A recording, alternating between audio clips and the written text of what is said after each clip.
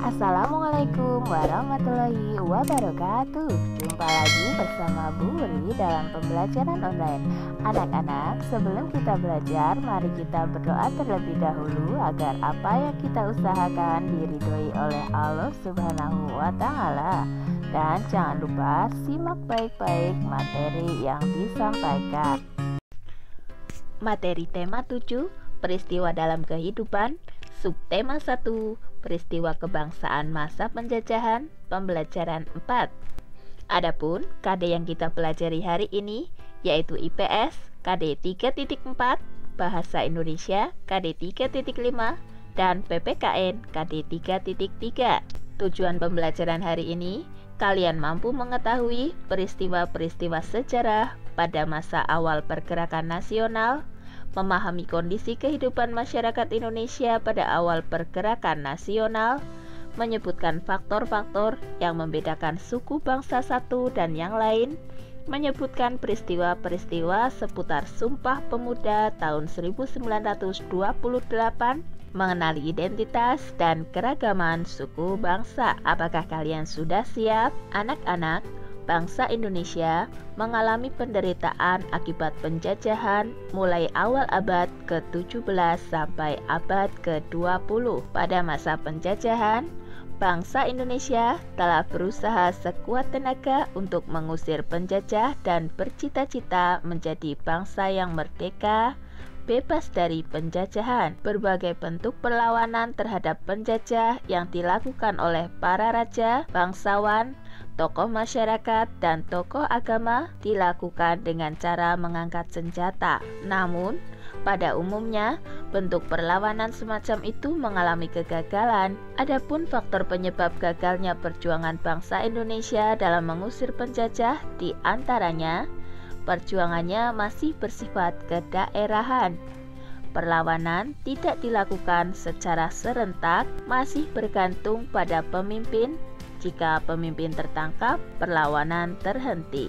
Kalah dalam persenjataan, dan Belanda menerapkan politik adu domba atau divide et impera. Anak-anak, masa pergerakan kebangsaan di Indonesia dibedakan menjadi 3 masa, yaitu masa awal pergerakan nasional, masa awal radikal, dan masa moderat. Mari kita pelajari satu persatu tentang masa pergerakan kebangsaan nasional Indonesia. Masa awal pergerakan nasional yaitu tahun 1900-an. Pada masa ini lahir banyak organisasi pergerakan seperti Budi Utomo, Sarekat Islam, Muhammadiyah, dan Indiste Party. Salah satu organisasi yang besar pengaruhnya terhadap pergerakan nasional adalah Budi Utomo. Pada hari Minggu tanggal 20 Mei 1908, Sutomo beserta kawan-kawannya berkumpul di Jakarta. Mereka sepakat mendirikan Budi Utomo yang berarti usaha mulia. Karena sebagai organisasi modern yang pertama kali muncul di Indonesia, pemerintah RI menetapkan tanggal berdirinya Budi Utomo diperingati sebagai Hari Kebangkitan Nasional. Yang kedua, masa awal radikal yaitu tahun 1920 sampai 1927-an. Perjuangan bangsa Indonesia melawan penjajah pada abad ke-20 disebut masa radikal. Mengapa? Karena pergerakan nasional pada masa ini bersifat radikal atau keras terhadap pemerintah Hindia Belanda. Mereka menggunakan asas non-kooperatif atau tidak mau bekerja sama. Adapun organisasi-organisasi yang bersifat radikal di antaranya Perhimpunan Indonesia, PI, Partai Komunis Indonesia, PKI, Nahdlatul Ulama, NU, dan Partai Nasional Indonesia atau PNI. Yang ketiga, masa moderat yaitu tahun 1930-an. Sejak tahun 1930, organisasi-organisasi pergerakan Indonesia mengubah taktik perjuangannya. Mereka menggunakan taktik kooperatif atau bersedia bekerja sama dengan pemerintah Hindia Belanda. Adapun organisasi-organisasi yang berhaluan moderat di antaranya Partindo, PNI Baru, Partai Indonesia Raya Parindra, Gerakan Rakyat Indonesia Gerindo, dan Gabungan Politik Indonesia atau GAPI. Selain organisasi-organisasi tersebut, masih banyak organisasi kepemudaan dan keagamaan lainnya yang ada dan berkembang pada masa itu, antara lain Pergerakan Tarbiyah Islamiyah, Perti, Majelis Islam A'la Indonesia, MIAI, Jong Islamited Bond, Sumatera Tawalib yang lahir di Minangkabau, Persatuan Pemuda Kristen, dan Persatuan Pemuda Katolik. Wah, banyak sekali ya. Anak-anak, kebangkitan pergerakan nasional di Indonesia dipengaruhi oleh dua faktor, yaitu faktor internal dan faktor eksternal. Adapun faktor internal diantaranya: 1. Penderitaan rakyat akibat penjajah. Yang kedua, lahirnya golongan terpelajar dan cendekiawan. 3.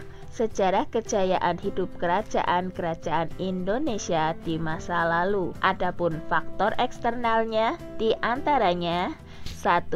Kemenangan Jepang atas Rusia dalam perang tahun 1905. 2. Masuknya paham baru seperti nasionalisme dan demokrasi. 3. Kebangkitan nasional negara-negara tetangga seperti India dan Filipina. Perkembangan masyarakat Indonesia pada masa munculnya rasa kebangsaan terjadi di berbagai bidang kehidupan. Di antaranya, bidang pendidikan ditandai dengan munculnya para cendekiawan, baik hasil dari pendidikan barat maupun pendidikan di Indonesia. Dalam bidang ekonomi, ditandai dengan adanya upaya untuk penghapusan eksploitasi ekonomi asing. Pada bidang politik, terlihat dengan banyak munculnya organisasi-organisasi pergerakan yang menyuarakan aspirasi masyarakat pribumi yang telah hidup dalam penindasan penjajah. Sedangkan bidang sosial dan budaya ditandai dengan melakukan pembentukan identitas nasional seperti penggunaan nama Indonesia untuk menyebut nama negara kita. Anak-anak, mari kita pelajari lebih lanjut tentang peristiwa Sumpah Pemuda. Pada peristiwa Sumpah Pemuda tahun 1928 terjadi dua peristiwa penting, yaitu Kongres Pemuda Indonesia yang pertama dan Kongres Pemuda Indonesia yang kedua. Kongres Pemuda Indonesia pertama berlangsung di Jakarta pada tanggal 30 April sampai 2 Mei tahun 1926, diikuti oleh semua organisasi pemuda. Namun, pada kongres ini belum dapat menghasilkan keputusan yang mewujudkan persatuan seluruh pemuda. Sedangkan pada Kongres Pemuda Indonesia yang kedua berlangsung di Jakarta tanggal 27 sampai 28 Oktober. Pusat penyelenggaraan kongres tersebut adalah di Gedung Indonesian Club di Jalan Kramat Raya 106. Pada tanggal 28 Oktober 1928, Kongres Pemuda Indonesia kedua mengambil keputusan diikrarkannya Sumpah Pemuda. Bagaimana isi Sumpah Pemuda? Ya, betul sekali. Isinya diantaranya: 1. Kami putra dan putri Indonesia mengaku bertumpah darah yang satu, tanah air Indonesia. 2. Kami putra dan putri Indonesia mengaku berbangsa yang satu, bangsa Indonesia. 3. Kami putra dan putri Indonesia menjunjung bahasa persatuan, bahasa Indonesia. Anak-anak, adanya peristiwa Sumpah Pemuda menyatukan pemuda-pemuda Indonesia yang berasal dari berbagai suku dan golongan. Setiap suku mempunyai ciri khas masing-masing. Adapun beberapa hal yang dapat membedakan suku bangsa di Indonesia, di antaranya adat istiadat. Perbedaan adat istiadat menunjukkan perbedaan kebudayaan yang tampak dari pola perilaku atau gaya hidup. Yang kedua, bahasa daerah. Setiap suku bangsa biasanya memiliki bahasa daerah tertentu. Yang ketiga, sistem kekerabatan. Sistem kekerabatan merupakan sistem keturunan yang dianut oleh suku bangsa tertentu berdasarkan garis ayah, garis ibu, atau keduanya.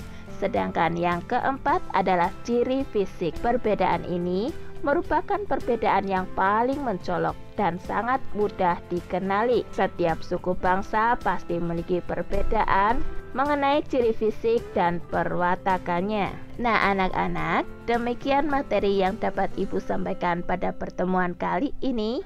Jangan lupa perbanyak membaca buku referensi dan perbanyak berlatih soal untuk menguji kemampuan kalian. Selamat belajar. Wabillahi taufiq wal hidayah. Wassalamualaikum warahmatullahi wabarakatuh.